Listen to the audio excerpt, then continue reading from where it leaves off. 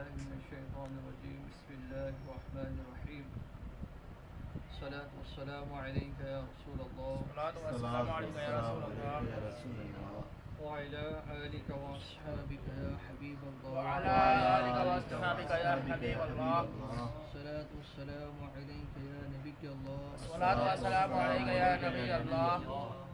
آلك وأصحابك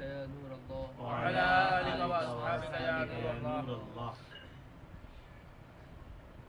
درود پاک کی فضیلت میں میرے شیخ طریقت آفتاب قادریت محتاب رضویت اپنے رسالے ابلغ گھوڑا سوار میں حدیث پاک نقل کرتے ہوئے ارشاد فرماتے ہیں کہ سرکار مدینہ راحت قلب و سینہ صلی اللہ تعالیٰ علیہ وسلم کا فرمان عالی شان ہے، اے لوگوں، بروز قیامت اس کی دہشتوں اور حساب کتاب سے جلد نجات پانے والا وہ شخص ہوگا جو تم میں کثرت سے درود پاک پڑھنے والا ہو۔ تو جو درود پاک کثرت سے پڑھنے والا ہوگا تو وہ بروز قیامت جو ہے وہ حساب کتاب سے جلد نجات پا جائے گا۔ تو ہمیں چاہیے کہ اٹھتے بیٹھتے چلتے پھرتے پیارے آقا نبی پاک صاحب اللہ پر درود پاک پڑھتے رہا کریں، اپنا معمول بنائیں، کم سے کم 1200 درود پاک روز آنا پڑا جائے۔ سبحان اللہ۔ 1200 درود پاک پڑھنا کوئی مشکل نہیں ہے، بہت آسان ہے۔ فجر کی نماز میں آپ آ رہے ہیں تو 100 دفعہ آتے ہوئے 100 دفعہ جاتے ہوئے، زور میں آ رہے ہیں تو 100 دفعہ آتے ہوئے 100 دفعہ جاتے ہوئے، غرض یہ کہ پانچوں نمازوں میں یہ 1000 درود پاک بآسانی ہوگا۔ اور پھر اس کے بعد جو ہے 200 درود پاک ویسے ہی پڑھ لیں، صلی اللہ علی محمد، کیا ہے صلی اللہ علی محمد، یہ مکمل درود پاک ہے، ٹھیک ہے۔ اور جو کوئی ایک دفعہ اس درود پاک کو پڑھتا ہے تو اللہ تبارک و تعالی 70 رحمت کے دروازے اس کے منہ پر کھول دیتے ہیں۔ سبحان اللہ۔ ایک دفعہ پڑھنے کی فضیلت یہ ہے، تو پھر 1200 دفعہ جو پڑھے گا تو اس کی کیا بات ہے، نیت کر لیں انشاءاللہ 1200 دفعہ درود پاک روزانہ پڑھیں گے انشاءاللہ عز و جل۔ الحمدللہ ماہ حرام، حرمت والے مہینے جاری و ساری، اور اس میں قربانی کے دن ہے۔ اسلام میں جو آخری مہینہ ہے وہ بھی قربانی کا ہے، اور جو پہلا مہینہ وہ بھی قربانی کا ہے۔ سبحان اللہ۔ اس سے پتہ چلا کہ اسلام میں جو قربانیاں دیتا ہے نا وہی کامیاب ہے۔ تو قربانی دینے کا اپنا ذہن بنائیں کہ اسلام میں اگر وقت پڑے، دین کے لیے وقت پڑے، تو میں انشاءاللہ اپنے تن من دھن کی قربانی بھی دوں گا، اپنے وقت کی قربانی بھی دوں گا۔ جہاں جہاں مجھے بلایا جائے گا تو انشاءاللہ عز و جل اسلام کی خاطر، دین کی خاطر اپنے اس وقت کو ضرور قربان کروں گا انشاءاللہ عز و جل۔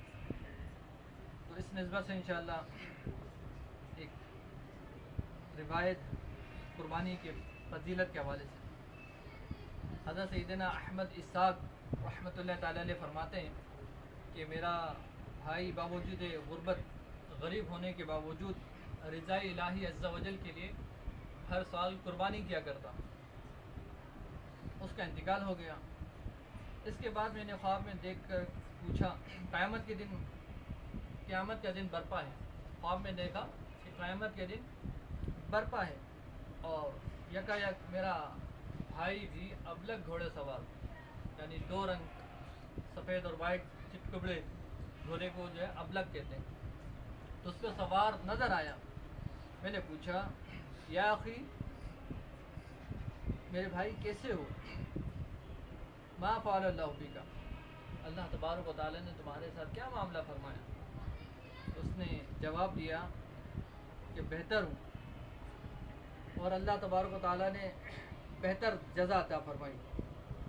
ایک بڑیا پر شفقت کا معاملہ کیا تھا، اور اس دن میں نے اسے محبت والا شفقت، جو فقیر بھیک مانگنے کے لیے آتے ہیں ان پر میں نے شفقت کا معاملہ کیا تھا، تو اللہ تبارک و تعالیٰ نے اس کے سبب میری مغفرت فرما دی۔ اور اس نے پوچھا، یہ گھوڑا کیسا ہے؟ فرمایا کہ یہ میرے قربانی کا سب سے پہلی جو قربانی تھی یہ وہ گھوڑا ہے، اور باقی گھوڑے میرے باغ کی قربانی والے ہیں۔ پھر فرمایا کہ اب کہاں کا عزم ہے؟ فرمایا کہ اب جنت کا عزم ہے۔ اس سے ایک روایت یہ بھی پتہ چلی کہ جو غریب ہیں اور رضا الہی عز و جل کے لیے قربانی کرتے ہیں تو اللہ تبارک و تعالیٰ ان کی قربانیوں کو قبول بھی کرتا ہے۔ اسی طرح اس روایت میں ایک بڑھیا پر رحم کرنے کا بھی بتایا گیا۔ قربانی کرنے کی وجہ سے اس کی بخشش کا ذریعہ نہیں بنا، بخشش کا ذریعہ کیا بنا؟ کیا بنا؟ رحم کیا گیا۔ آج ہم غور کریں کہ ہم اپنے ماتحتوں پر کتنا رحم کرتے ہیں۔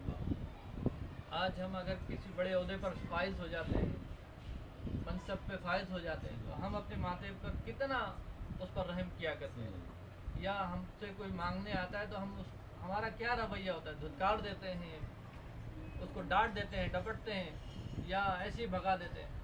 اگر دینا ہو تو بہت اچھی بات ہے کہ دے کے فارغ کریں، اور اگر دے نہیں سکتے تو منہ سے میٹھے الفاظ بول کر ہی رخصت کرتے ہیں کہ معاف کر دیجیے، اب ہم نہیں دینا چاہتے، آپ کسی اور سے لے لیجیے، مگر ڈانٹنا ڈپٹنا یہ اچھی بات